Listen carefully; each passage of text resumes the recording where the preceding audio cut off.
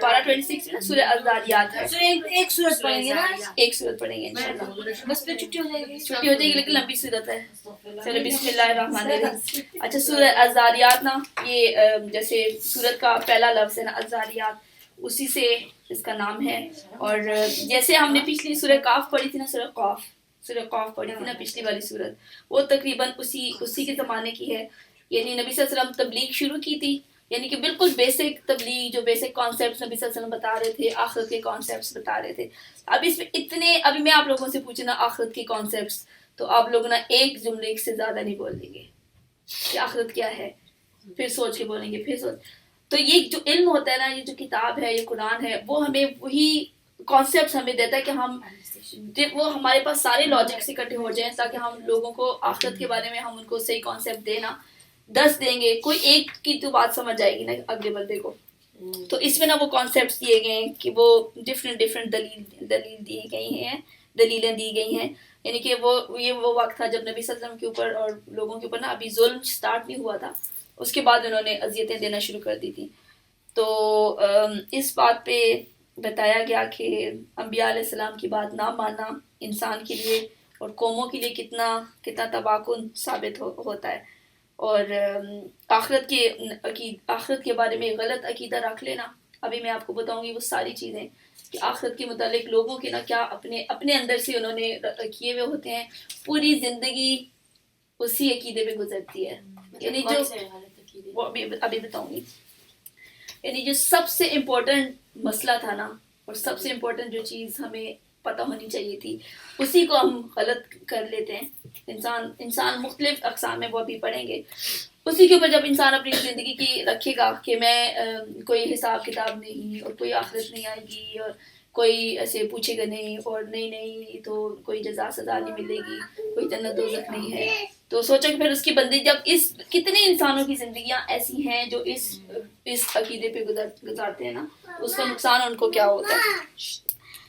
تو اور مسئلے کا حل کیا ہے, کیسے مسئلے کا حل ہے کہ ہم وہ صحیح علم ہمارے پاس ہو.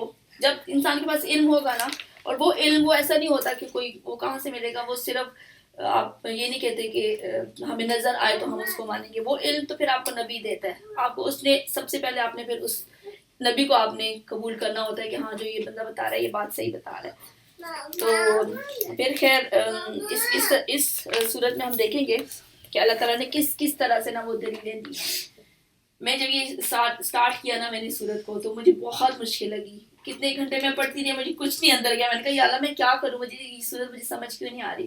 لیکن جب سمجھ آ گئی تو میں اب آپ لوگوں کو نا اس اپنی سمجھ کے جو میں نے سمجھا نا اس کو آسان کر کے بتاؤں گی, ورنہ آپ لوگ خود سمجھنا شروع کریں گے تو بہت مشکل ہوگی. انشاءاللہ کبھی آئے گا کہ خود بھی سمجھ لیں گے.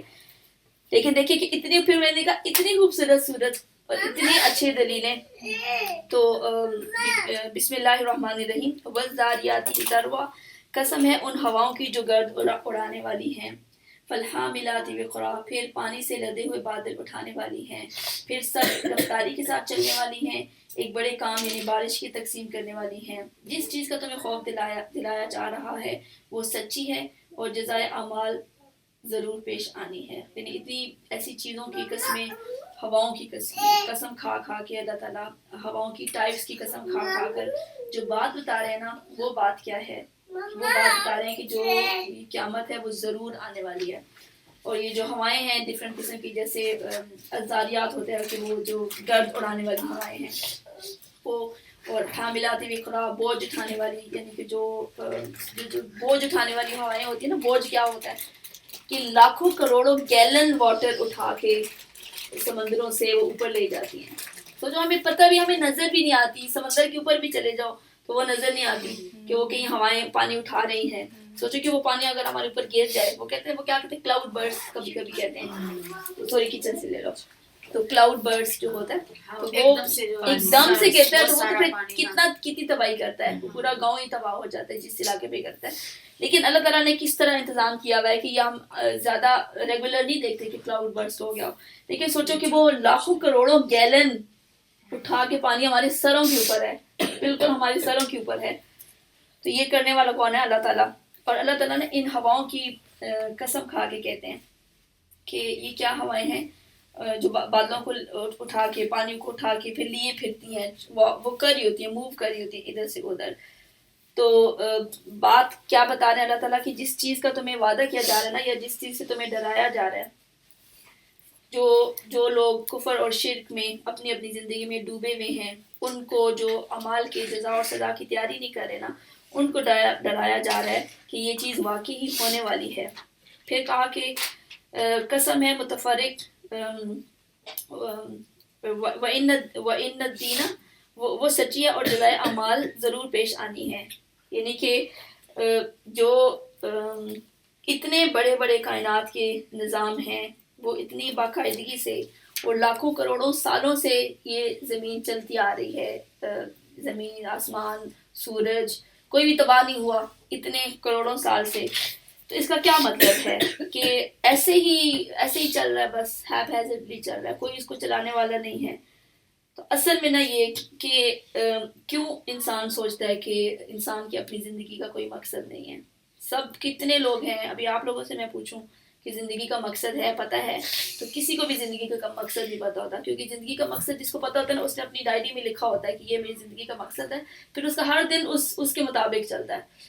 اور اگر آپ کسی کو اپنی لائف اسٹیٹمنٹ، وہ پرپز آف لائف اگر آپ اسٹیٹمنٹ دکھاتے بھی ہیں نا، تو وہ آپ سے 10 غلطیاں نکالے گا. وہ کہے گا کہ اس کا مجھے روڈ میپ دکھاؤ، اس کا مجھے ٹائم لائن دکھاؤ، اس کا ڈیلی کا دکھاؤ، اس کا منتھلی تم نے کہاں پہنچنا ہے، تم نے اگلے سال کہاں پہنچنا ہے. وہ پھر آگے آپ کو اچھی طرح رگڑا لگاتا ہے.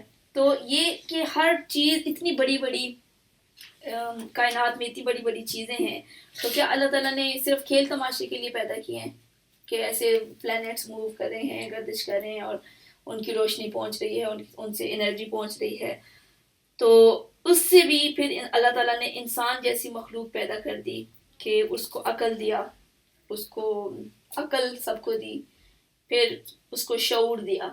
شعور تو پھر عقل میں سے ہم خود نکالتے ہیں نا کہ شعور ہو، ہمیں ہر چیز کا شعور ہو، پھر ہم تمیز کر سکیں، فرق کر سکیں کیا چیز ہے، کیا چیز ٹھیک ہے، کیا چیز غلط ہے. پھر اللہ تعالیٰ نے اس کو اختیارات دیے. کسی اور مخلوق کو اللہ تعالیٰ نے اختیارات نہیں دیے، ایون فرشتوں کو بھی اختیار نہیں دیا کہ تم لوگ چاہے تو. اللہ تعالیٰ نے صرف انسان اور جنوں کو صرف راستہ رکھ دیا کہ تم چاہے، تمہارے پاس آزادی ہے، جب تک تم مر نہیں جاتے تمہارے پاس آزادی ہے، چاہے تو یہ والا راستہ اختیار کرو، چاہے وہ دوسرا والا راستہ اختیار کرو.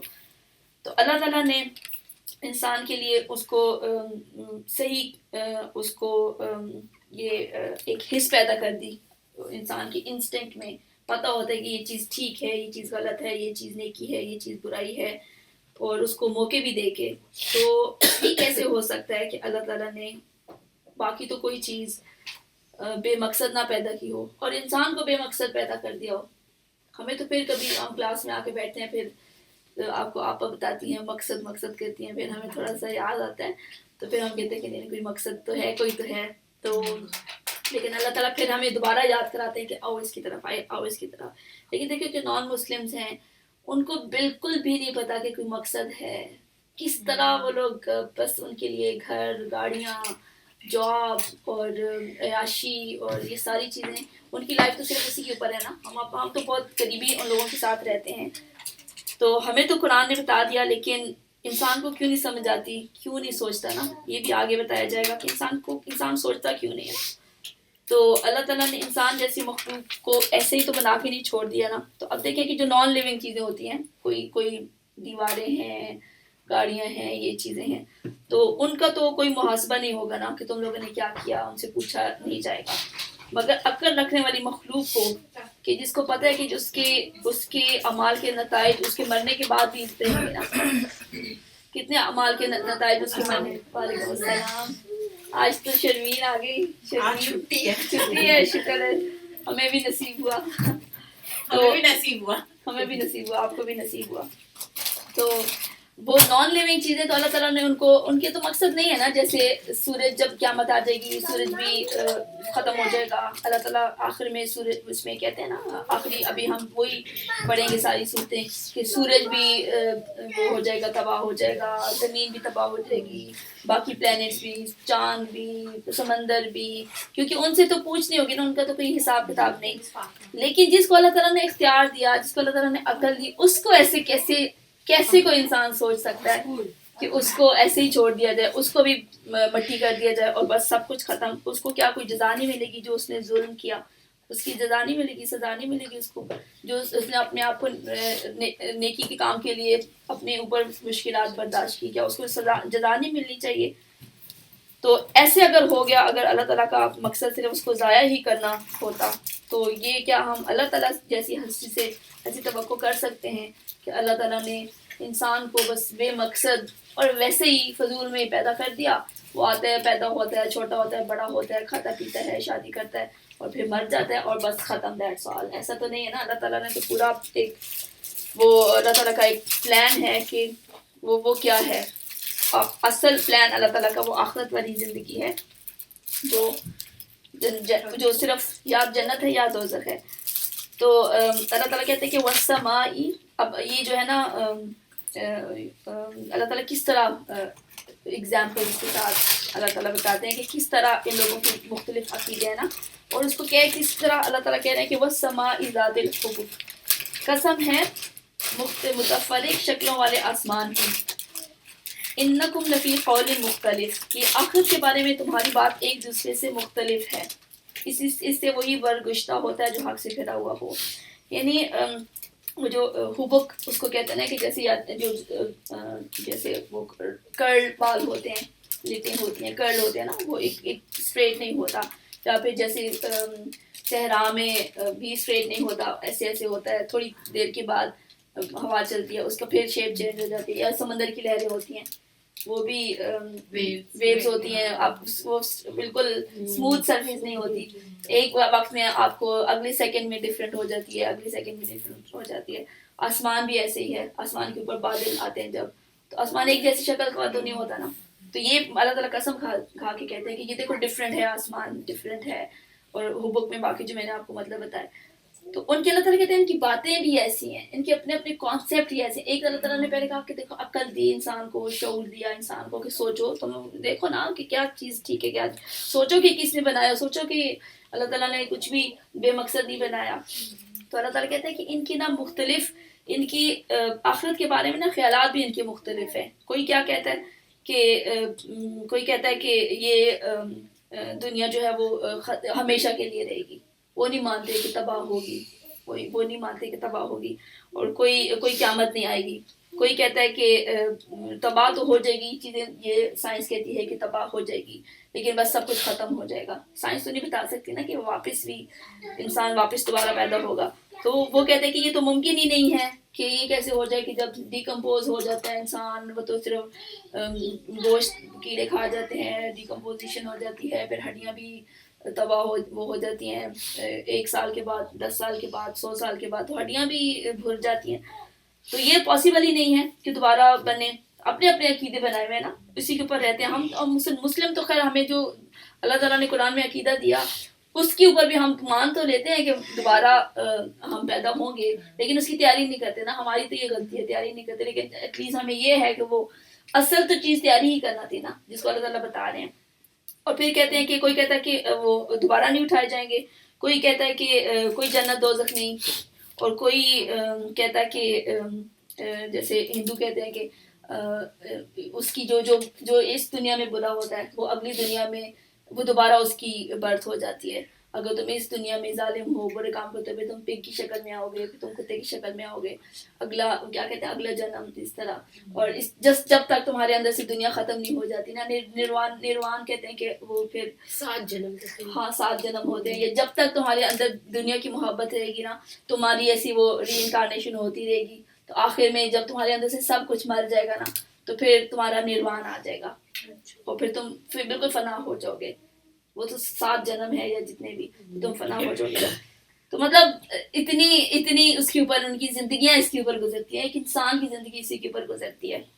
تو کوئی کہتا ہے کہ جنت جہنم کو تو مانتے ہیں, لیکن وہ کہتے ہیں کہ اللہ کا بیٹا ہمارے گناہوں کی پاداش میں پھانسی پہ چڑھ گیا, تو اب ہم جو بھی کریں تو بس اسی کو سزا مل چکی ہے, اب ہم جو بھی کریں ہمیں کوئی سزا جزا نہیں ملے گی.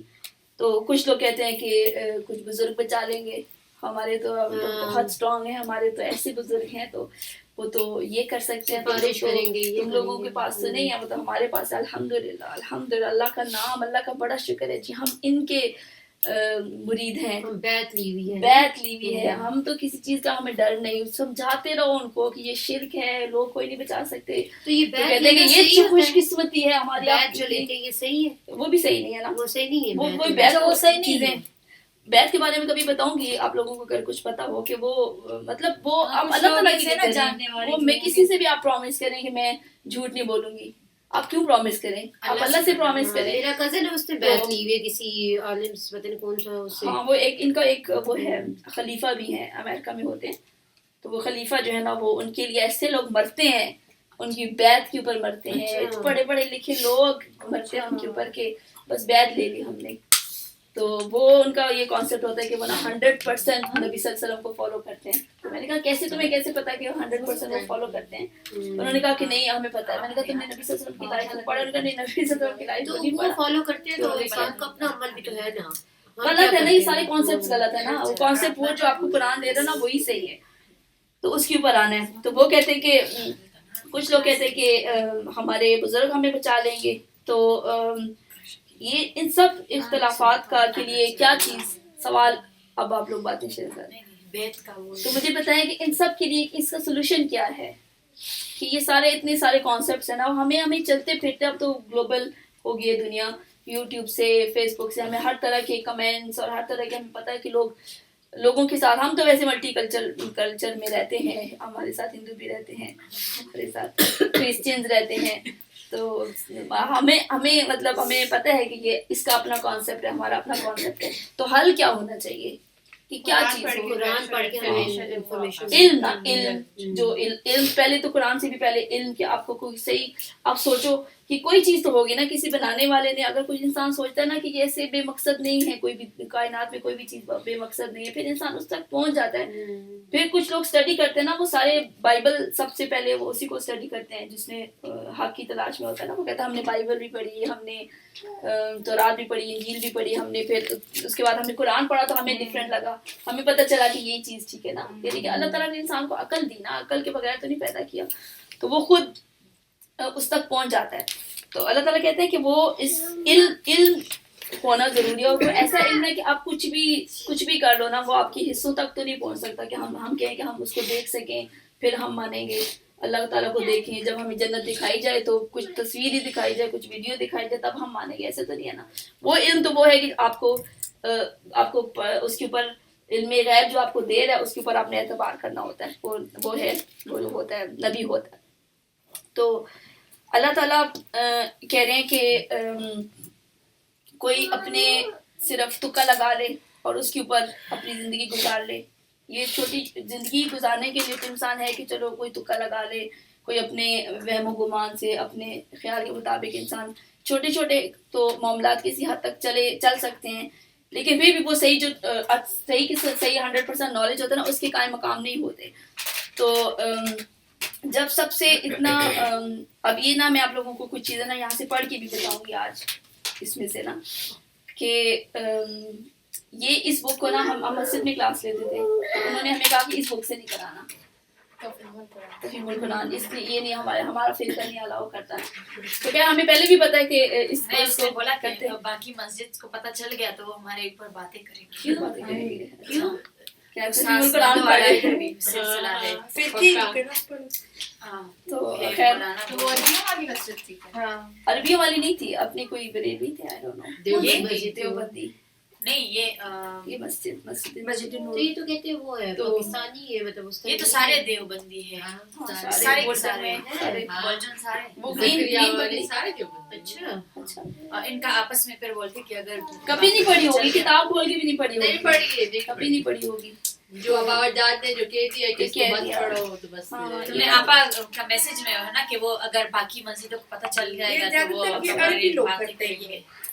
جو یہ نہیں پڑھتے نا عربی, نہیں عربی, ہاں وہ بھی الگ سٹوری ہے. عربی اہل حدیث ہے نا, عربی اہل حدیث ہے, ہر اپنا اپنا فرقہ, اور وہ سمجھتا ہے کہ ہمارا یہ چیز ٹھیک ہے. تو اللہ تعالیٰ کہتے ہیں کہ وہ تو چلو زندگی میں اگر آپ کسی چیز کے اوپر تکے لگا لو تو بھی لائف چلتی ہے نا، کہ شاید میں ڈاکٹر بن جاؤں، اچھا شاید میں میری شادی ہو تو میں اس ملک میں چلی جاؤں، شاید ادھر ہی رہوں، تو انسان تکوں کے اوپر زندگی چلا لیتا ہے. لیکن اتنا بنیادی مسئلہ کہ انسان اپنی پوری زندگی اس تکے پہ گزار دے کہ پتہ نہیں آخرت ہے یا نہیں، پتہ نہیں ہمیں اپنی جو ہم چیزیں کریں جواب دینا پڑے گا کہ نہیں، کیا ہمیں حساب چلاتے ہیں دنیا کی اس پہ، تو کہ اس پہ نہیں چلاتے، محنت کرتے ہیں، کتنی کیلکولیشن کرتے ہیں، نہیں تو صرف آخرت کے لیے رکھے ہوئے ہیں، بالکل کہ بس اللہ معاف کرنے والا ہے. ہمارے سارے کوثر سے گزر جائیں گے 70 ماؤں سے زیادہ پیار کرتے تو حوض کوثر جو ہے نا وہ سب سے کریٹیکل پوائنٹ ہوگا، حوض کوثر اس میں ہمیں پتہ چل جائے گا، صرف غفور الرحیم پہ ہے نہیں اس میں پتہ چلے گا حوض کوثر والے کے، حوض کوثر والے وہ لوگ ہوں گے جنہوں نے پڑھ کے نمازیں اور وہ ان کے اعضاء چمک رہے ہوں گے، وضو کے اعضاء نا چمک رہے ہوں گے، نبی صلی اللہ علیہ وسلم بھی ان کو پہچان لیں گے، تو فرشتے کہہ دیں گے کہ نبی صلی اللہ علیہ وسلم نہیں یہ ان کو نہیں پانی پلانا. اب سوچا ہم سب جا رہے ہوں گے وہاں پہ اور فرشتے کہہ رہے ہیں کہ نبی صلی اللہ علیہ وسلم ان کو نہیں پانی پلانا، نبی صلی اللہ علیہ وسلم کہیں گے نہیں یہ میری امت کے لوگ ہیں، میں نے پہچان لیا ہے ان کے وضو، نمازیں پڑھی ہوں گی نا، نمازیں پڑھنے والے بھی ان کو، اور جو حوض کوثر میں پانی جس نے نہیں پیا وہ آگے کیسے جائے گا، وہ تو جنت میں کہاں جائے گا. ان کو کہا کہ آپ نبی صلی اللہ علیہ وسلم آپ کے طریقے پہ نہیں یہ لوگ چل کے آئے، تو وہ والا طریقہ ہم جب تک نہیں کریں گے نبی صلی اللہ علیہ وسلم کا طریقہ، اور نبی صلی اللہ علیہ وسلم کا طریقہ وہی پتہ چلے گا نا کہ کس سیرہ پڑھ کے کہ ان کی لائف کس کے اوپر گزری تھی، وہ اس کی طرف بھی ہمیں نہیں آنے دیتے. نبی صلی اللہ علیہ وسلم کی لائف آپ ٹائم لائن دیکھیں نا تو نبی صلی اللہ علیہ وسلم کی لائف جیسے خاص طور پہ مکی بھی اسی کے اوپر چلی تھی کہ اللہ تعالیٰ کا وہ ہم اپنی حکومت قائم کریں، اور مدنی تو تھا ہی اس کے لیے کہ ساری طاقتوں کو تبلیغ کر کے ان کو کہ آپ لوگ اسلام قبول کرنے اور آپ سب لوگ اپنی پاور میں آنے کے لیے نبی صلی اللہ علیہ وسلم کام کر رہے تھے اور جہاد کر رہے تھے، اور زیادہ تر لائف نبی صلی اللہ علیہ وسلم مدنی زندگی میں تو، لیکن مدینہ کے اندر نبی صلی اللہ علیہ وسلم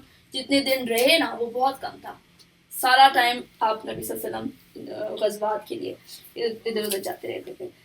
تو اللہ تعالیٰ کہہ رہے ہیں کہ اتنا بڑا بنیادی مسئلہ کہ انسان یہ سوچے کہ مجھے اپنے اعمال کا ذمہ دار نہیں ہوں.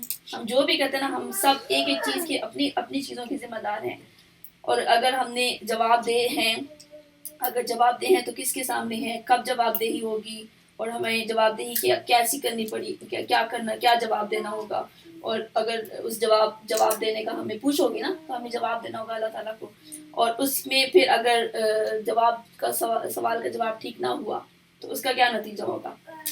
تو اس کو انسان صرف وہم و گمان اور تکے اور اندازے پر لگا لے تو انسان نے پورا اپنا ایک داؤ پہ لگا دی اپنی زندگی، پوری زندگی آپ کی اس کانسیپٹ پہ گزر گئی، تو سوچو کہ آپ کی پھر کیا زندگی آپ کی رہی.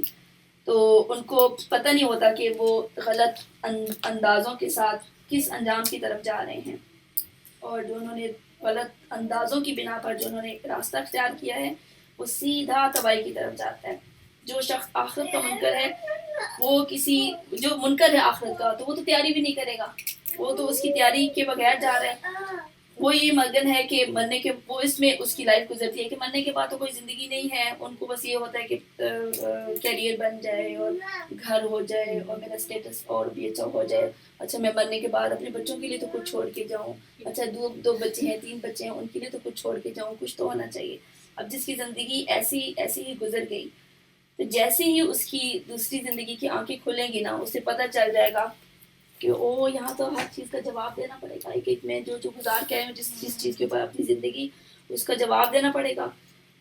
تو وہ یہ سوچتا تھا کہ اگر میں واپس بھی لایا جاؤں گا نا، کچھ ہندوؤں کا کانسیپٹ ہوتا ہے کہ میں واپس آ جائیں گے، تو وہ جو اس کانسیپٹ کے اوپر مرا کہ میں واپس بھی آ جاؤں گا، یا انسان ویسے ہی انسان کہتا ہے کہ اچھا ہر چیز میں چانس ملتا ہے نا ہمیں لگتا ہے کہ شاید کوئی موت بھی آنے لگی تو ہم کہیں گے کہ ایک چانس دے دینا. قرآن میں اللہ تعالیٰ کہتے ہیں کہ موت کے بعد تو کوئی چانس نہیں، کبھی کوئی بھی واپس نہیں آئے گا. تو اسے مرنے کے بعد فوراً ہی معلوم ہو جائے گا کہ اب واپسی کے سارے دروازے بند ہیں، اب کوئی ایسا وہ عمل نہیں کر سکتا کہ جو اس کو کمپنسیٹ کر سکے جو پہلے وہ کر کے آ چکا تھا. اب ہمیشہ کے لیے زندگی، اور اس کو وہی نتائج بھگتنے پڑیں گے جو وہ زندگی کر کے آیا ہے. اور اس کو یہ بھی پتہ چلے گا کہ اب میری زندگی, میری ہستی کو کوئی فنا بھی نہیں ہے. اب میری زندگی ایسا نہیں کہ میں مر گیا ہوں تو ختم, مطلب وہاں پہ آپ کی آنکھیں کھلے, اب کوئی موت بھی نہیں ہے.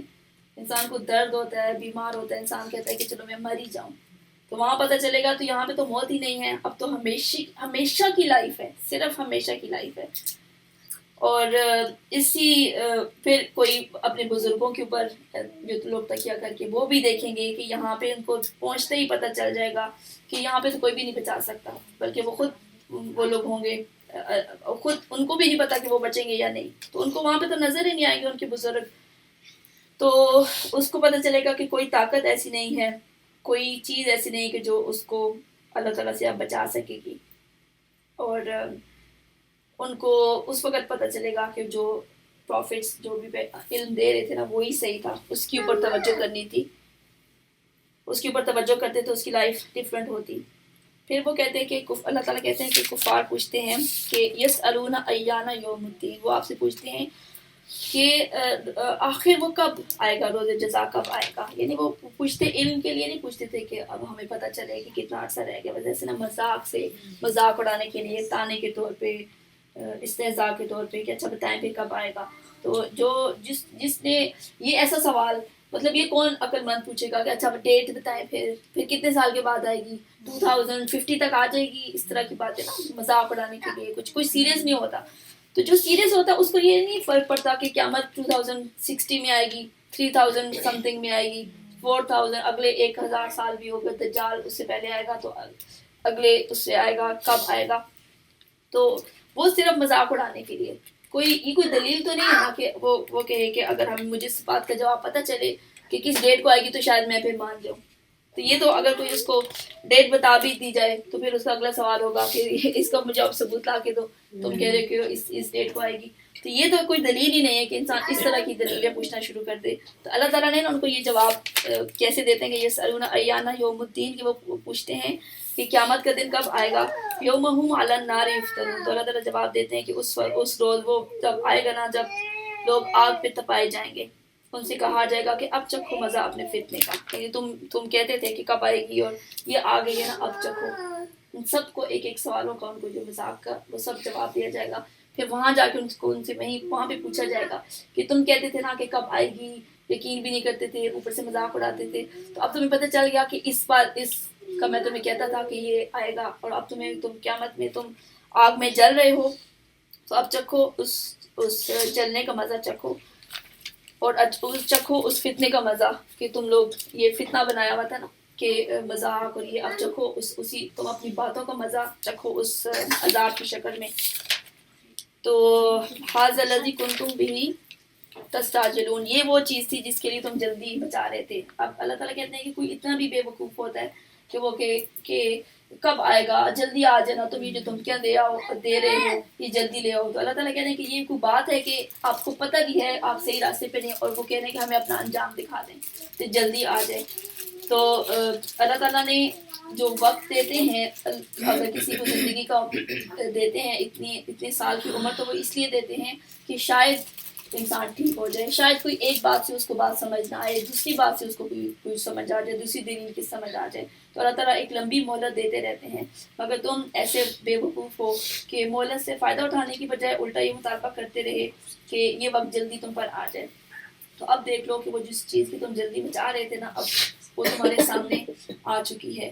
ان المتقین فی جنات و عیون, جو متقین ہیں اس روز باغوں اور چشموں میں ہوں گے, ان کا رب انہیں دے گا اور وہ خوشی خوشی اسے لے رہے ہوں گے. وہ اس دن کے آنے سے پہلے نیکوکار تھے. متقی وہ ہوتا ہے نا, متقی کہ جو اللہ تعالیٰ کی کتاب اور اللہ تعالیٰ کے رسول کی خبر پر, جو قرآن خبر دے رہا ہے, جو بات بتا رہا ہے, یا کوئی رسول جو خبر دے رہا ہے نا, اس کو مان لے.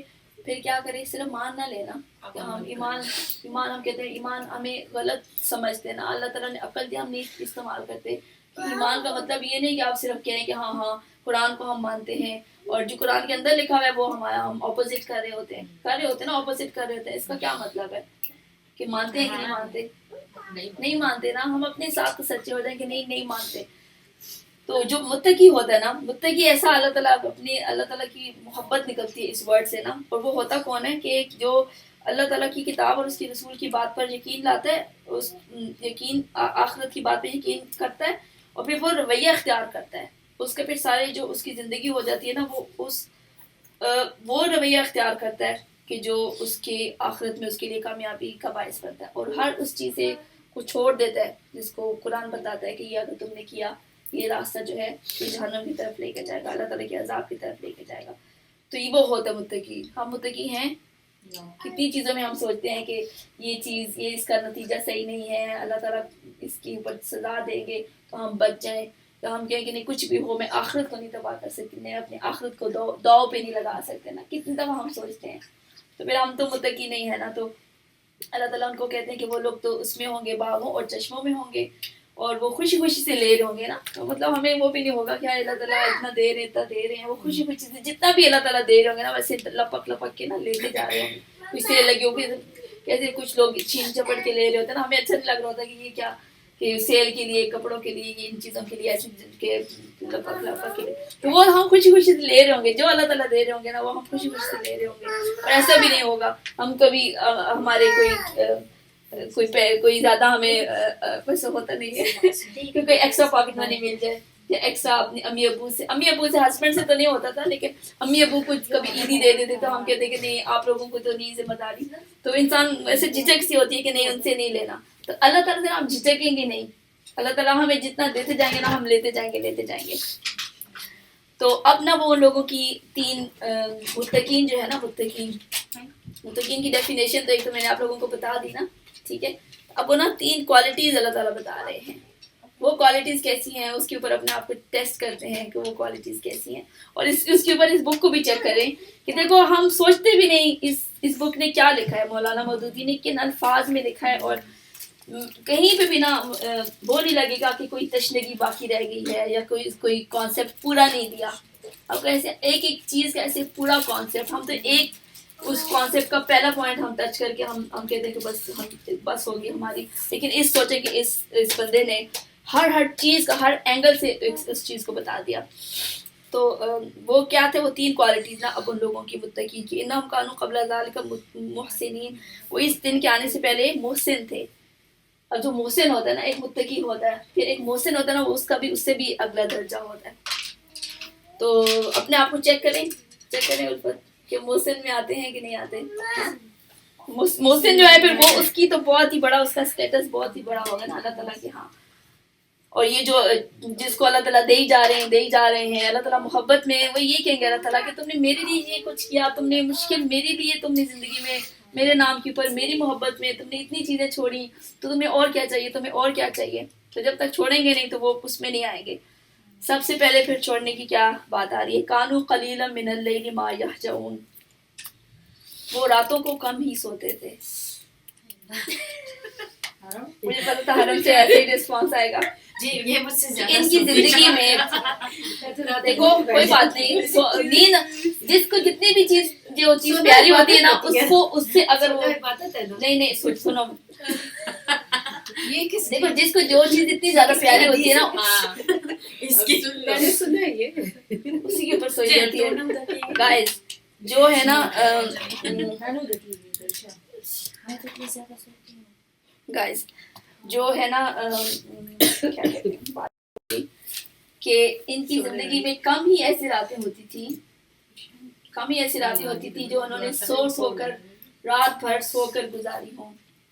کم ہی ایسی راتیں ہوتی. محسنین, ہم تو محسن کے پھر نام سے بھی جو ہے نا میم تک بھی نہیں پہنچتے, میم کی وہ ڈگی تک نہیں پہنچتے.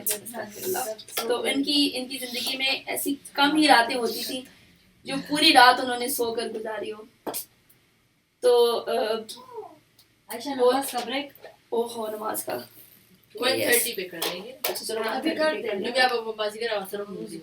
नहीं 120 पे करेंगे फिर दोनों इकट्ठी करेंगे. दोनों द्वारा भी उसी होती. जोहर वाला सर हाँ वही मोड़ बता रहे. ठीक है ना, होल्ड नहीं करने दो ना, एक बंदा उठ के चला जब वुजू करे बेशक कर ले. तो है, लेकिन मैं अच्छा. क्या कहती हूँ. चलो अभी कर ले. चलो ये क्वालिटी सुन लो. जो ये क्वालिटी सुन के फिर इंशाल्लाह फिर हम ना दोनों नमाजें गाइस नमाज पढ़ लो. गाइस इकट्ठी करेंगे, इकट्ठी पढ़ लेंगे, जोहर और असर इकट्ठी पढ़ लेंगे. तो उनकी जिंदगी में कम ही ऐसी रातें होती थी कि पूरी पूरी रात वो लोग सो के गुजारे, बल्कि आधी रात जाग के या रात का कुछ हिस्सा जाग के गुजारते थे वो लोग. इस तरह के लोग थे. तो दूसरे वो थे कि वबिल असहारी हुम यस्तगफिरून, और सहरी के वक्त वो उन लोगों में से वो सहरी के वक्त क्या करते थे, इस्तिग़फ़ार अच्छा करते सहरी थे. ना बोला ना, फिर हमें होता है कि रमजान में नहीं वो खाने वाली सहरी नहीं, सहरी का जो वक्त होता है, तहज्जुद का वक्त होता है. वही बोल रहे ना, फिर हमें वबिल असहारी, असहार तो मैं तुम्हें कुरान में से निकाल दूं, हमारे लिए ये वर्ड ही निकाल दूं कि हरम को उल्टी आती है. नहीं वो सहरी नहीं कर सकती. नहीं सहरी मतलब वो सहरी करना नहीं है. सुबह 7 गाइस बी सीरियस. नहीं सहरी का मतलब ये मेरा मतलब ये है कि हमें सिर्फ होता है कि सहरी सिर्फ रमजान में होती है. अब देखो वो दूसरी क्वालिटी उनकी आ रही है ना. अब कि अपने आप को भी क्वालिटी चेक करें कि कभी कब हुआ ये लास्ट टाइम हमारे साथ, या अपनी जिंदगी में हमने कब किया हुआ. बिल अस्हारी हुम यस्तगफिरून, कि वो सहरी के वक्त या तहज्जुद के वक्त वो माफी मांगते हुए उनकी गुजारा हो वक्त, या रातों को उनका वक्त.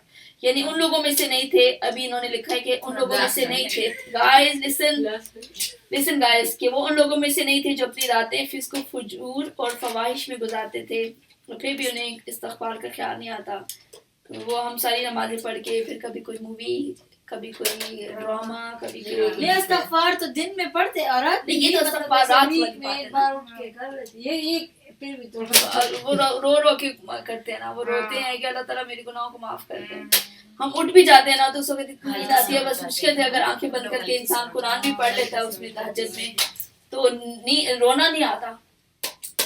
अच्छा हम गलती से उठ जाते हैं अगर कभी पढ़ा भी हो तो.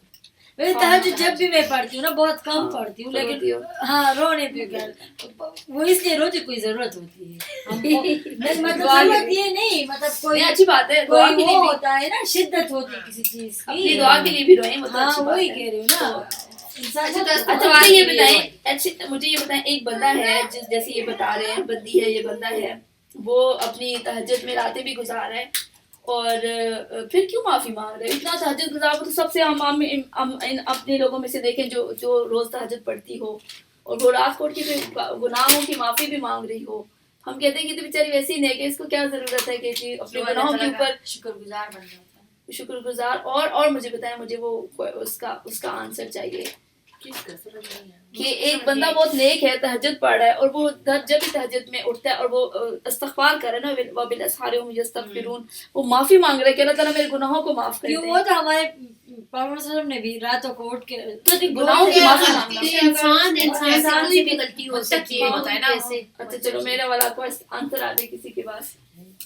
शर्मीन नहीं पहले तो बता दिया, अगर किसी कोई गलती की मतलब बहुत सारी चीजें ऐसी हैं जो आपको पता नहीं है कि आप अपने हिसाब से तो सही कर रहे हैं, लेकिन वो आखिरत से डरता हो ना, आखिरत से भी, आखिरत का डर. लेकिन ये भी हो ना जो दिल में बड़ा ही ना आ जाए ना कि मैं रातों को उठ के मतलब अपने आप को गलत ना हो, तकब्बुर ना हो जाए. देखिए कि जो गुनाहगार होता है ना, वो बड़े से बड़ा गुनाह करके भी ना उसको डर नहीं लगता. मैंने कोई गुनाह किया, उसको कहते कोई बात नहीं, अल्लाह माफ कर देगा, ये खैर है, बाकी मैं ऐसा तो नहीं करता, मैं ज़िना तो नहीं करता ना, मैं ये तो नहीं करता, तो ये तो छोटा सा गुनाह है, इसकी खैर है. हम अपने आप को जस्टिफाई कर देते हैं कि इसकी खैर है तो उसकी खैर है.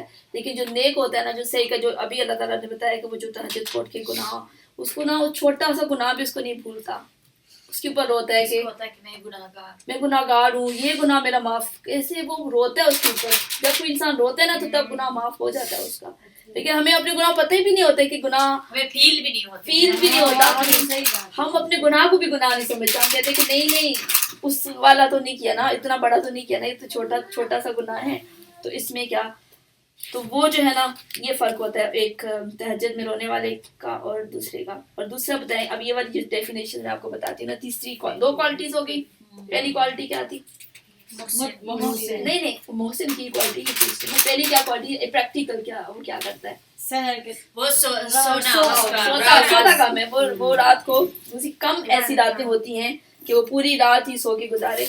اور مجھے تو نیند نہیں آتی نا تو پھر وہ بھی شمار نہیں تو پھر اٹھتی ہو تمہارا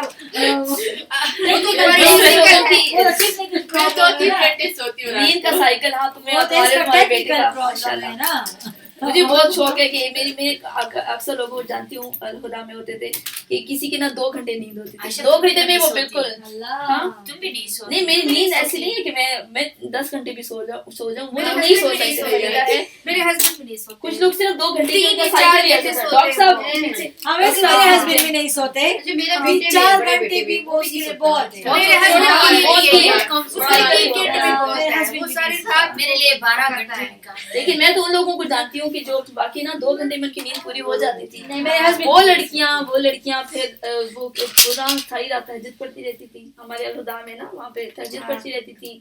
کتابیں لکھنا شروع کر دی. روشنا سب لوگ شکر کرتے تھے کہ بالکل خاموشی. میرا خیال ہے زندگی میں اگر کوئی ایسا مقصد آپ کے پاس ہوتا ہے تو آپ جو ہے یہ کر سکتے ہیں. میں اپنے آپ کو ریلیٹ کر سکتی ہوں. جب میں پوری طرح میڈیسن پریکٹس کر رہی تھی 4 سے 5 گھنٹے کی نیند بھی رات کی بہت ہوتی تھی. اس کے علاوہ ضرورت نہیں ہوتی تھی. یعنی کہ آپ کو پتا ہوتا تھا کہ آپ کے پاس آورز ویسٹ کرنے کے لیے نہیں ہے. مطلب ایک مقصد تھا نا کہ ڈاکٹر بننا ہے اور اس کے لیے بہت ہی محنت کرنی پڑتی ہے. تو پھر اپنی ساری چیزیں کٹ ڈاؤن کرتا ہے. اور پھر اس زمانے میں خوف ہوتا تھا. میں سو گئی پیچھے پیشنٹ کو کچھ ہو گیا میں کیا کروں گی. یہ اب وہ جو جاگ رہے ہیں اللہ تعالیٰ کے ڈر سے مطلب ہے نا تو یہ اس طرح ہے. ایک اللہ تعالیٰ کے ڈر سے اور ایک مطلب اپنے کیریئر کے لیے ایگزیکٹلی مطلب اپنی آخرت کو سنوارنے کے لیے ایک کوئی مقصد رکھا ہوا ہے. مقصد رکھا ہوا ہے یا وہ مقصد رکھا ہوا ہے جس کے اوپر زندگی گزر. اور تیسرا یہ پڑھ کے نا سنت پھر ہم نماز پڑھیں گے. ٹھیک ہے. تو تیسری کیا کوالٹی ہو سکتی ہے گائز؟ اپنے اموال سے مال سے سائل کو. اور اس کی اتنی اچھی انہوں نے موجودین نے نا اس کی رکھی ہوئی ہے. وفی اموالہم حق للسائل والمحروم. اور ان کے مالوں میں حق تھا سائل اور محروم کے لیے. یعنی وہ ایک طرف تو اللہ تعالیٰ کا حق ادا کر رہے ہیں, راتوں کو اٹھ کے نماز پڑھ رہے ہیں, دوسری طرف ان کا معاملہ بندوں کے ساتھ ہے.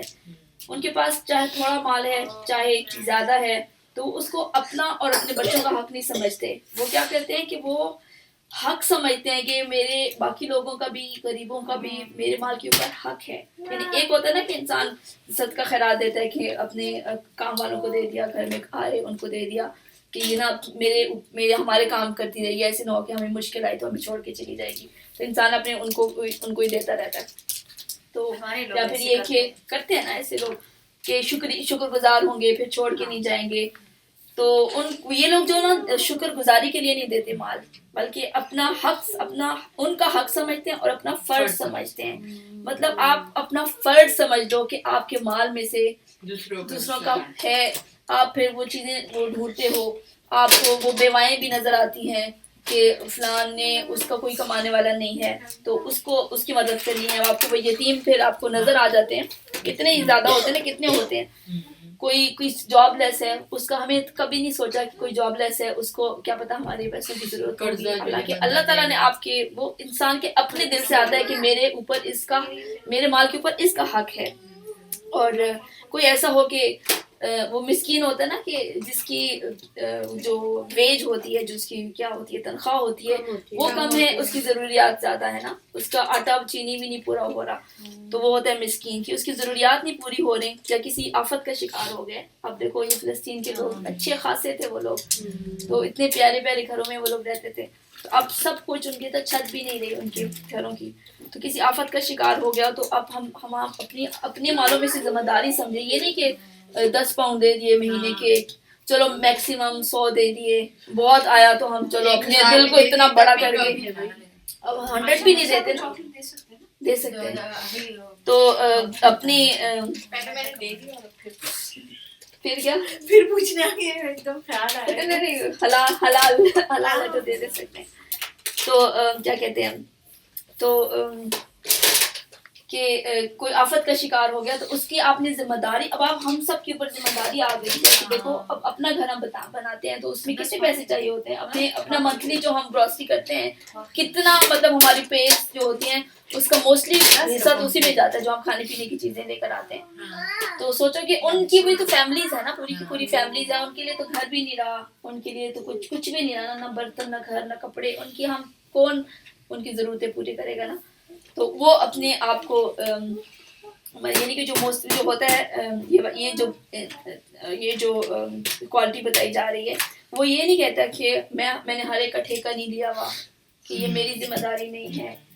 وہ واقعی اس کے اندر وہ ہر وقت دل و جان سے تیار ہوتا ہے. مطلب ایک بہت مشکل کام ہوتا ہے کہ انسان خود سے کسی کی ذمہ داری لے لے اور اس کو کرنا، ہر مہینے اس کو کرنا بہت مشکل ہوتا ہے کہ ہر مہینہ پھر آپ کو لگتا ہے کہ دیکھو اس میں میری فلانی ضرورت آ گئی ہے یا اس سے بہتر تھا، میرے اپنے بچے اس پیچھے جا رہے ہیں تو میری اپنی بھی ضرورت، ایسی نہیں کہ عیاشی کے لیے انسان کرتا ہے لیکن اپنی ایسی ضرورتیں امٹ کے آ رہی ہوتی ہیں کہ میں وہ کر لوں تو اس دفعہ اگر مجھے اس میں سے نہ دے دوں. وہ بندہ ہوتا ہے جو ہر وقت تیار ہوتا ہے کہ بس اس کے سوچنے کا انداز ایسا نہیں ہوتا کہ میں نے بہت نیکیاں کر لی، اب کوئی اور نہ کی تو خیر ہے، اب میں مزید نیکی نہیں کر سکتا، میرے لیے بہت مشکل ہے. جو نیکی کی قدر پہچان چکا ہو وہ اس سے بوجھ نہیں سمجھ کے برداشت کرتا. اس کو پتا ہوتا ہے کہ وہ نیکی اتنی مجھے ثواب، یعنی کہ وہ ہمیں نہ نظر آنی چاہیے، وہ اس کی ویلیو نظر آنی چاہیے اس نیکی کی کہ اگر میں کروں. ہم کہتے ہیں تو ہم کوئی بھی اپنی چیز دیتے ہیں نا تو اللہ تعالیٰ تو اس کو 700 گنا بڑھا کے دیتے ہیں نا. تو لیکن ہم کہتے ہیں شاید پتہ نہیں ہے کہ نہیں صحیح بات، کیا پتہ مجھے یہ بھی نہ ملے جب سب قبول ہی نہ ہو تو ہم پھر اس کی طرف جاتے نہیں. لیکن اللہ جس کی قدر، جس کو پکتا ہوتا ہے کہ کیا اللہ تعالیٰ نے ایک کے بدلے 700 گنا بڑھا کے دیں گے تو اس کا جو صرف ایک سوچ کا فرق ہوتا ہے. یہ ساری صورت بھی ایسی ہے، تم وضو کر کے آؤ.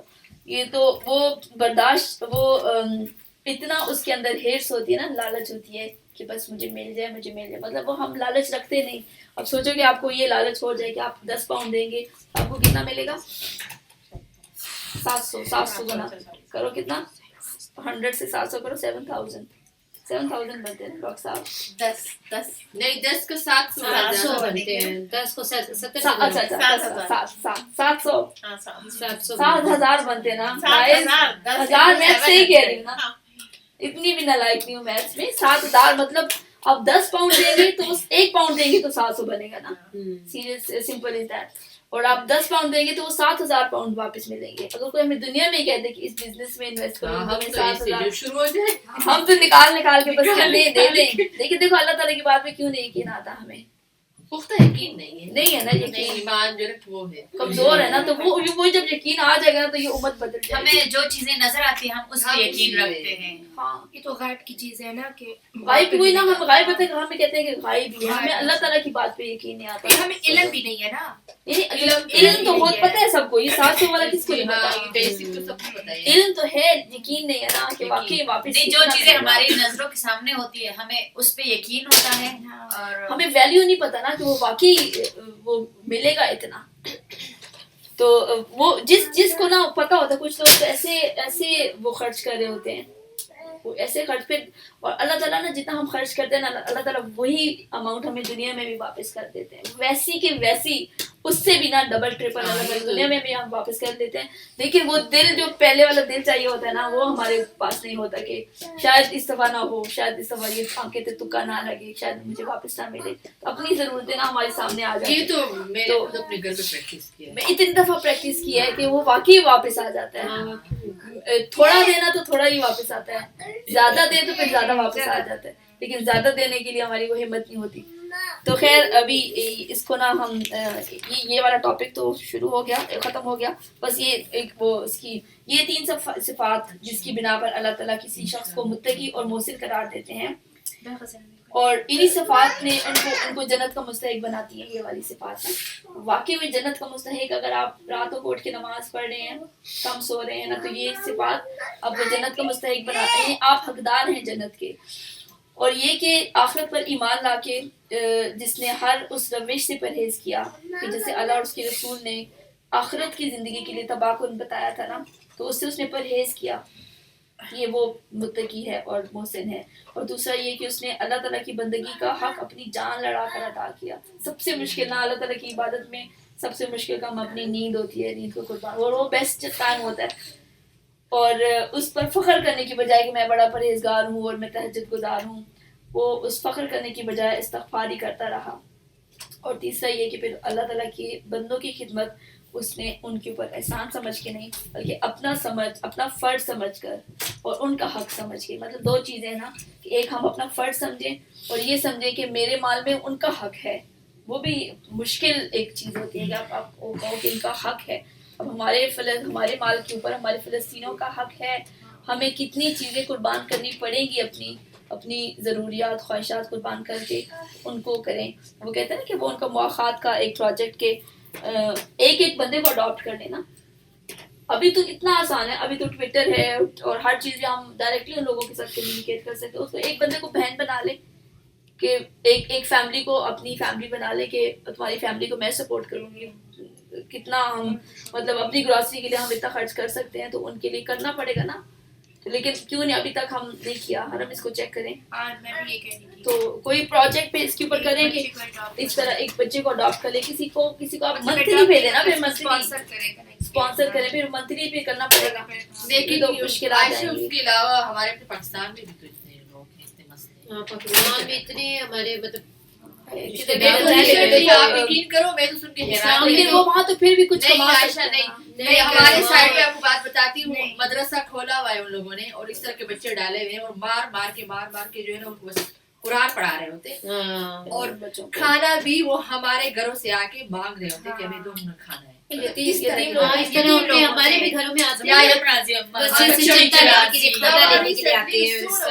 انسان کی مسلم سوسائٹی میں ہمیں یہ نہیں پتا کہ ہمارے گھر کے بڑے وہ ڈاکٹر کے پاس بھی لے کر جا رہے ہوتے ہیں. تو مطلب میں نے ریسنٹلی سنا ہے, تو مطلب میرا تو میں نے غور نہیں کیا تھا کہ کس لیے آتے ہیں کس لیے نہیں آتے. تو اب تو مجھے ریسنٹلی یہ پتا چلا ہے, تو میرا دل